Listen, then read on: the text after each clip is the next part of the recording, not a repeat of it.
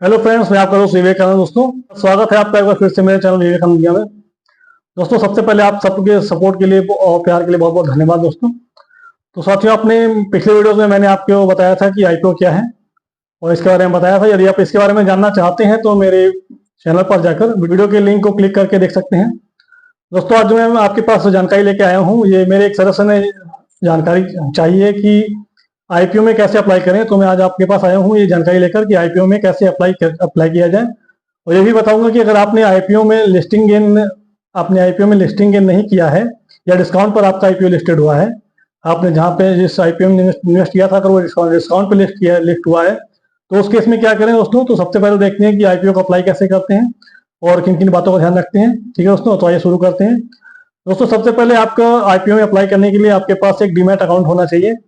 तो आप किसी भी सेबी रजिस्टर्ड ब्रोकरेज फर्म से, जैसे कि एंजल वन हो गया, ग्रो हो गया, जीरोधा हो गया, इन सब किसी में भी आपका डीमैट अकाउंट खुलवा सकते हैं। ठीक है दोस्तों, जो अकाउंट खुलवाने के बाद में सारी डिटेल्स डालने के बाद में आपकी डिटेल जो है 3 दिन के अंदर वेरीफाई हो जाती है। तो तीन दिन के अंदर आपका अकाउंट एक्टिवेट हो जाता है। ठीक है दोस्तों, अब आप इस अकाउंट के थ्रू जो है आप इन्वेस्टमेंट कर सकते हैं। ठीक है दोस्तों, तो दोस्तों आपका जो भी ऐप है जिसमें आपने खाता खुलवाया है, तो खाता खुलवा रखा है, उसके होम पेज पर जाकर उसमें स्टॉक सेक्शन में अगर आप जाएंगे, स्टॉक सेक्शन को चेक करेंगे, उसको स्क्रॉल करेंगे, तो उसमें आपको एक आईपीओ का बॉक्स दिखेगा। ठीक है दोस्तों, तो उस आईपीओ के बॉक्स को अगर आप क्लिक करेंगे तो उसमें आपको आईपीओ के बारे में सारी जानकारी मिल जाएगी, यानी कि आपके कौन कौन से ओपन आईपीओ हैं, कौन कौन से आईपीओ क्लोज हो गए हैं और आपने किन किन आईपीओ में ऑर्डर लगाया है। ठीक है दोस्तों, अब आइए देखते हैं कि आईपीओ में एंटर करने के बाद में आपको सारे हो जाएंगे इसमें इस समय कौन कौन से आईपीओ शो हो रहे हैं। ठीक है दोस्तों, तो इंटर करने के बाद में आपका आईपीओ शो होने लगेगा।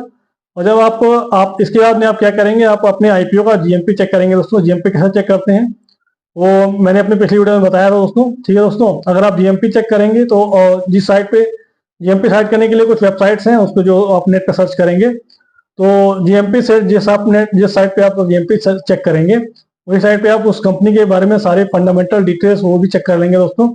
और उसके लास्ट ईयर का प्रॉफिट चेक कर लेंगे, प्रॉफिट में है कि लॉस में है। ठीक है दोस्तों, या फिर उस कंपनी का फंडामेंटल क्या है। ठीक है दोस्तों, तो ये सारी डिटेल्स आप चेक कर लेंगे।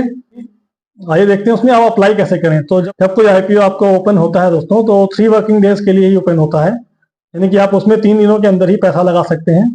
3 दिनों के अंदर ही आप उनके शेयरों को खरीद सकते हैं दोस्तों। तो यानी तो इस कंपनी में शेयर खरीदने के लिए आपको जो पहले तो आप जीएमपी चेक करेंगे, मैंने आपको पहले बताया था।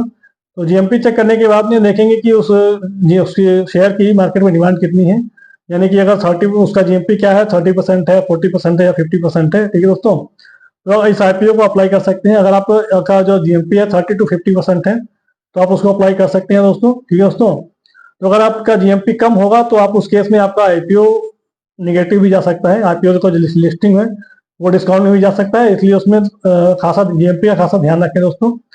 दोस्तों, अप्लाई करते समय आपको क्या डालना होता है, अपना यूपीआई आईडी डालना होता है। उसके बाद आपको अपने आपके यूपीआई आईडी पर एक ऑटो पे मैंडेट का ऑप्शन आता है। तो उस ऑटो पे मैंडेट अपने अपने जो है यूपीआई ऐप में आप ऑटो पे मैंडेट को पिन डालकर आपको वेरीफाई करेंगे। तो पिन डालने के बाद में आपका जो ऑटो पे मैंडेट हो जाता है वो सक्सेसफुल हो जाता है। तो आपका जितने भी लॉट के लिए आपने अप्लाई किया है, जैसे 1 लॉट, 2 लॉट या 3 लॉट के लिए, रिटेल कैटेगरी में बताऊंगा दोस्तों।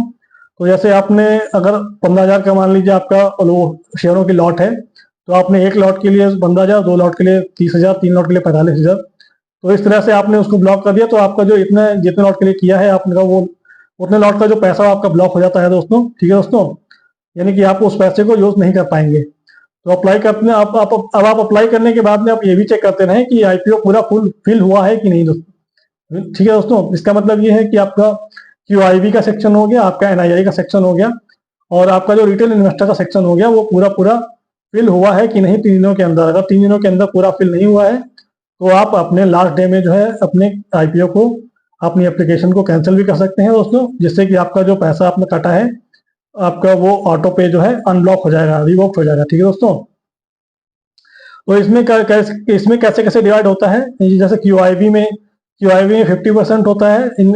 जैसे मैं एक आपको एग्जांपल दे रहा हूँ कि क्यूआईबी में 50% इन्वेस्ट कर सकते हैं और एनआईआई में 35% शेयर्स अप्लाई कर सकते हैं और रिटेल में 15% शेयरों की अलॉटमेंट मतलब शेयर खरीद सकते हैं। ठीक है दोस्तों, ये भी ध्यान में रखना होगा कि आईपीओ का कितना ओवर सब्सक्राइब हुआ है।